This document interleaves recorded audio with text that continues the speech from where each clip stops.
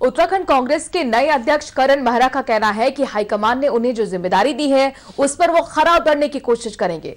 उन्होंने नई जिम्मेदारी दिए जाने पर हाईकमान का धन्यवाद भी दिया। कांग्रेस में इस वक्त चल रहे घमासान के सवाल पर प्रदेश अध्यक्ष करण मेहरा ने कहा है कि किसी तरह का कोई घमासान नहीं, वो अपने वरिष्ठ नेताओं के सहयोग से ही कांग्रेस को मजबूत करने की कोशिश करेंगे। इस समय हमारे साथ कांग्रेस के नवनियुक्त प्रदेश अध्यक्ष करण मेहरा। महाराज जी, सबसे पहले तो आपको नई उपलब्धि और नई जिम्मेदारी की बहुत बहुत बधाइयां। Thank you very much. Thank you. Maharaj ji, अपने आप में बहुत बड़ा अचीवमेंट है कि आप बहुत कम उम्र में प्रदेश संगठन की कमान संभाल रहे हैं। किस तरीके से देखते हैं आप? देखिए, बहुत बड़े चैलेंजेस हैं क्योंकि अभी भी पार्टी हार देखी हुई है और पार्टी के अंदर कार्यकर्ताओं का मनोबल इस समय गिरा हुआ है। तो मेरे को बहुत ज़्यादा मेहनत करने की ज़रूरत है, बहुत ज़्यादा स्टडी की ज़रूरत है और मैं चाहूँगा कि लोगों का मनोबल उठा सकूँ। लेकिन मैं इसको एक अपॉर्चुनिटी के रूप में भी देख रहा हूँ कि जो हाईकमान ने मुझ पर विश्वास जमाया है, उनके निर्णय को सही साबित करने के लिए मुझे बहुत मेहनत करने की ज़रूरत है और मैं करूँगा। महाराज जी, राजनीतिक तौर पर आप हमेशा से परिपक्व रहे हैं, कह सकते हैं कि जीन्स में राजनीति रही है। आपका जो फैमिली बैकग्राउंड रहा है, बहुत ही एक परिपक्व राजनीतिक परिवार से आप आते हैं। आपने साफ कह दिया कि चुनौती बहुत है और खास तौर पर 2017 की हार और उसके बाद 2022 की अप्रत्याशित हार, मनोबल बहुत ज्यादा डाउन है। गुटबाजी आप कहें कि नहीं है, लेकिन वो भी है, चाहे वो धरातल पर कहें या पर्दे के पीछे कहें। कैसे पार पाएंगे आप? देखिए, मैं सबका प्रिय हूँ पार्टी में। जहाँ मैं प्रीतम सिंह जी के संग विधायक रहा, गोदियाल जी का साथी रहा, उसी तरीके से मैक्सिमम सीनियर्स के साथ मैंने सदन में काम किया है। हरीश रावत जी के साथ बचपन से जुड़ा रहा हूँ, उनके साथ भी काम किया है। तो सभी का प्यारा हूँ, तो कम से कम मुझे देख के तो कोई इस तरीके का नहीं करेगा, मुझे विश्वास है। और सब लोग एक होकर पार्टी की मजबूती में लगेंगे।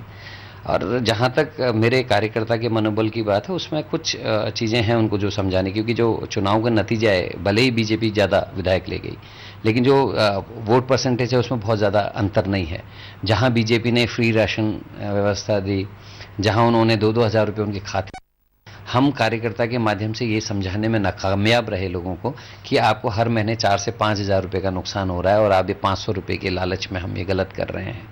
दूसरी तरफ हमारे बहुत सारी ऐसी स्कीम्स थी जिनको लेके हमको प्रखर होने की ज़रूरत है। जो आप भी जानते हैं कि एक इंदिरा आवास नाम की योजना होती थी, प्रत्येक गाँव को लगभग हर साल एक मकान मिलता था, किसी गरीब की छत बन जाती थी।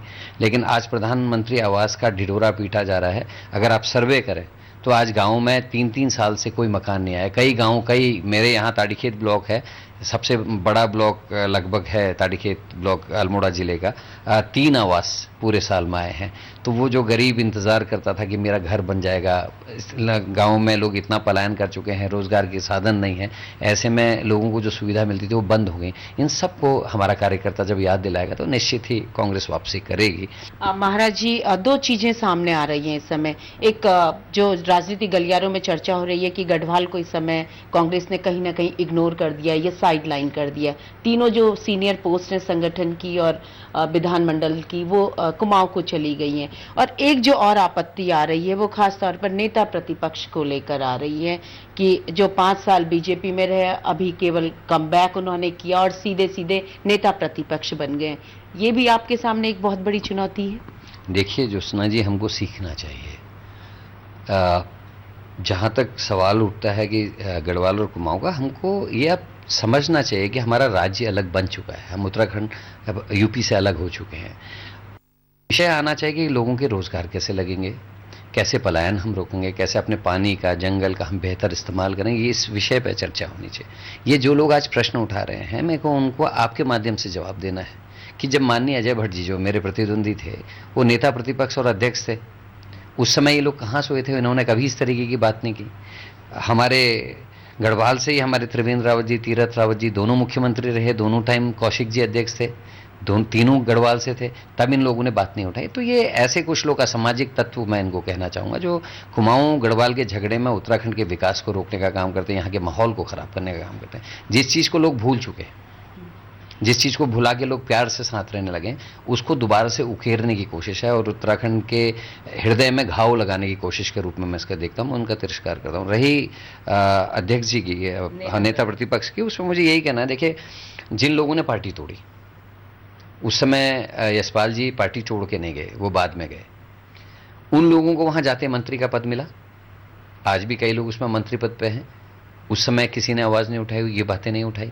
हमारी पार्टी में अगर कोई आगे कुछ करता है तो वहाँ बातें उठती हैं। महाराज जी, लास्ट सवाल, विधिवत जब आपकी ज्वाइनिंग हो जाएगी तो सबसे पहला स्टेप या पहला डिसीजन आपका क्या होगा पार्टी के लिए? मेरा जो सबसे पहला डिसीजन होगा वो है कि मैं पूरे उत्तराखंड का दौरा करके लोगों के पोटेंशियल को देख के, लोगों को समझ के, उसके बाद मैं अपनी कार्यकारिणी का गठन करना चाहूँगा। और मैं उम्मीद करता हूँ कि पहले की तरह ये नहीं होगा कि 200 पद किसी को, 100 पद किसी को। एक गंभीर और सही जो संगठन होता है उसको बना के देना चाहूँगा, जिसको लोग सीरियसली लें। सारा समय से बात करने के लिए आपका बहुत बहुत धन्यवाद। ये थे नवनियुक्त प्रदेश अध्यक्ष करण महाराज जी। उनका साफ तौर पर कहना है कि वो पूरे प्रदेश का दौरा करेंगे और एक अपनी बहुत अच्छी टीम तैयार करेंगे, और साथ ही उन्होंने कहा कि उन्हें पूरी उम्मीद है कि एक बार फिर से कांग्रेस लौटेगी। कांग्रेस के कार्यकर्ताओं को मनोबल बढ़ाना उनकी प्राथमिकताओं में से एक होगा। कैमरामैन मंजुल सिंह माझीला के साथ सहारा समय के लिए देहरादून से ज्योत्सना।